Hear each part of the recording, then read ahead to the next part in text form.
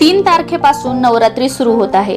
नवरात्रीमध्ये घट बसल्यानंतर देव हलवावेत का, रोजची देवपूजा करावी का, हा प्रश्न बऱ्याच जणांना पडतो।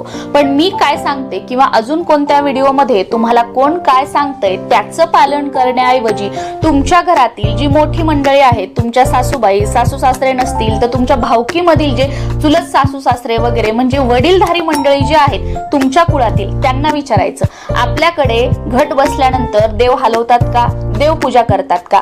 तुमच्या कुळाचाराप्रमाणे तुमच्या घराण्यातील परंपरेनुसार तुमच्याकडे घट बसल्यानंतर देव हलवत नसतील, रोजची देवपूजा करत नसतील तर तुम्ही करू नका। कारण आपल्या कुळातील ज्या काही रूढी परंपरा आहेत त्या पाळणं आणि पुढे चालू ठेवणं हे आपलं प्रथम कर्तव्य आहे। बाकी सांगायचं झालं तर नवरात्रीमध्ये देवी घटी बसलेली असते, देवीचा टाक आपण हलवू शकत नाही, पण बाकीचे जे देवी देवता आहेत ते आपण हलवू शकतो आणि रोजची देवपूजा सुद्धा आपण करू शकतो।